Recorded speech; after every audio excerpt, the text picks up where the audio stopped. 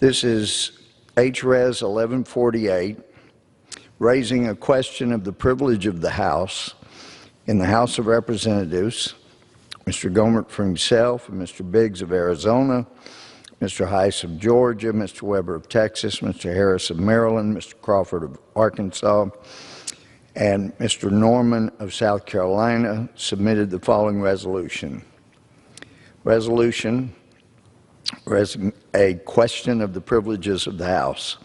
Whereas on July 22, 2020, H.R. 7573 was brought to the House floor for a vote with the purpose of eliminating 4 specific statues or busts from the United States Capitol, along with all others that include individuals who, quote, served as an officer or voluntarily with the Confederate States of America or of the military forces or government of a state while the state was in rebellion against the United States, unquote, yet failed to address the most ever-present historical stigma in the United States Capitol.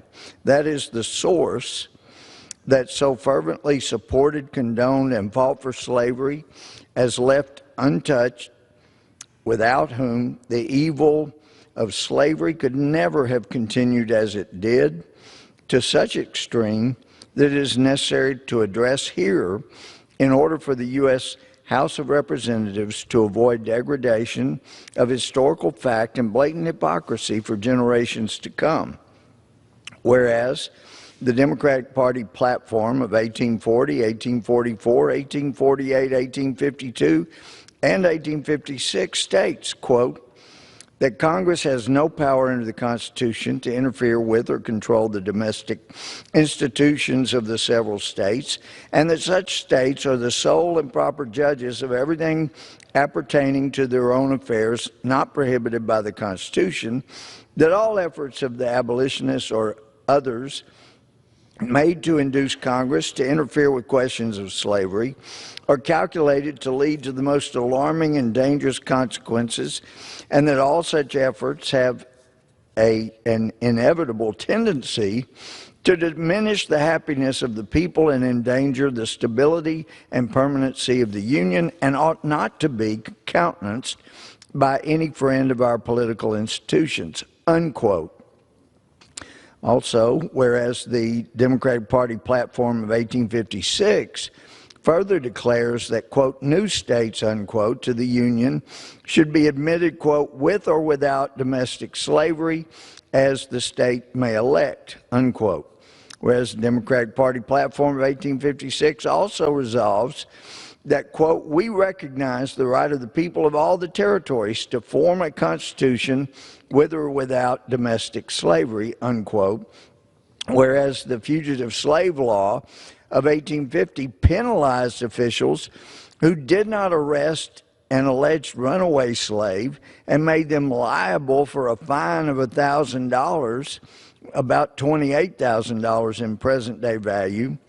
Law enforcement officials everywhere were required to arrest people suspected of being a runaway slave on as little as a claimant's sworn testimony of ownership. The Democratic Party platform of 1860 directly, in seeking to uphold the Fugitive Slave Act, states that, quote, the enactments of the state legislatures to defeat the faithful execution of the Fugitive Slave Law are hostile in character, subversive of the Constitution, and revolutionary in their effect, unquote. Whereas the 14th Amendment, giving full citizenship to freed slaves, passed in 1868 with 94% Republican support, 0% Democrat support in Congress.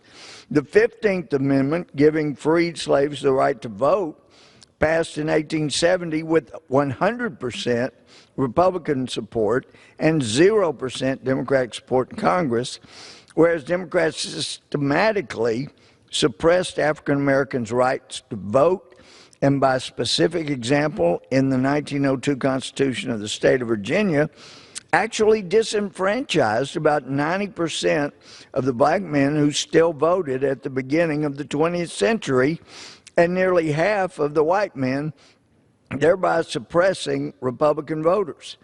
The number of eligible African American voters were thereby forcibly reduced from about 147,000 in 1901 to about 10,000 by 1905. The measure was supported almost exclusively by Virginia Democrats. Whereas Virginia's 1902 Constitution was engineered by Carter Glass, future Democratic Party U.S. Representative, Senator, and even Secretary of Treasury under Democrat President Woodrow Wilson, who proclaimed the goal of the Constitutional Convention as follows. This Democrat exclaimed, quote, discrimination, why that's precisely what we propose, that's exactly is what this convention was elected for, to discriminate to the very extremity of permissible action under the limits of the federal Constitution with a view to elimination of every, and I won't say his word, but African American voter who can be gotten rid of legally, unquote. Whereas in 1912, Democratic President Woodrow Wilson's administration began a racial segregation policy for U.S. government employees, and by 1914, the Wilson administration Civil Service instituted the requirement that a photograph be submitted with each employment application. Whereas the 1924 Democratic National Convention convened in New York City at Madison Square Garden, the convention is commonly known as the Klan Bake due to the overwhelming influence of the Ku Klux Klan in the Democratic Party. Whereas Democratic President Franklin Delano Roosevelt continued Woodrow Wilson's policy of segregating White House staff and maintained separate dining rooms for white and black staffers, he also continued the White House Correspondents Association ban on credentialing black journalists for White House duties until outside pressure from black publications finally forced a change in policy in 1944, the last year of his presidency. According to the American Journal of Public Health, prior to his presidency, Roosevelt not only banned blacks from receiving treatment at his polio facility in Warm Springs, Georgia, but black staff were forced to live in the basement of the facility or in a segregated dormitory, while white staff lived in the hotel or in surrounding cottages. Whereas Democrat Congressman Howard Smith, former chairman of the House Rules Committee, introduced the, quote, Declaration of Constitutional Principles, unquote, in a speech on the House floor where he attacked the Supreme Court's 1954 decision on Brown versus Board of Education of Topeka, Kansas, which determined that segregated schools were unconstitutional. Smith's declaration urged people to utilize all, quote, lawful means, unquote, to avoid the, quote, chaos and confusion, unquote, which would occur if they desegregated schools. History.house.gov states that, quote, under Smith, the Rules Committee became a graveyard for numerous civil rights initiatives in the 1950s, unquote. Whereas in 1964, the Democratic Party led a 75-calendar-day filibuster against the 1964 Civil Rights Act. Whereas leading the Democrats in their opposition to civil rights for African Americans was a fellow member of the Democratic Party, Senator Robert Byrd from West Virginia, a known recruiter for the Ku Klux Klan. Whereas Democrats enacted and enforced Jim Crow laws and civil codes that forced segregation and restricted freedoms of black Americans in the United States, whereas on June 18, 2020, House Speaker Nancy Pelosi ordered the removal from the Capitol portraits of 4 previous Speakers of the House who served in the Confederacy, saying that these portraits, quote, set back our nation's work to confront and combat bigotry, unquote.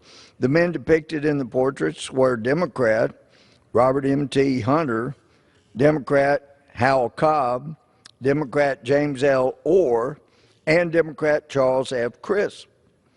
Resolved that the Speaker of the House of Representatives shall remove any item that names symbolizes or mentions any political organization or party that has ever held a public position that supported slavery or the Confederacy from any area within the House wing of the Capitol or any House office building, and shall donate such item or symbol to the Library of Congress.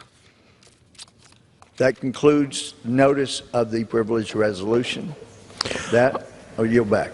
Under Rule 9, a resolution offered from the floor by a member other than the majority leader or the minority leader as a question of privileges of the House has immediate precedence only at a time designated by the chair within 2 legislative days after the resolution is properly noticed. Pending that designation, the form of the resolution noticed by the gentleman from Texas will appear in the record at this point. The chair will not at this point determine whether the resolution constitutes a question of privilege. That determination will be made at the time designated for consideration of the resolution. Thank you, Mr. Speaker.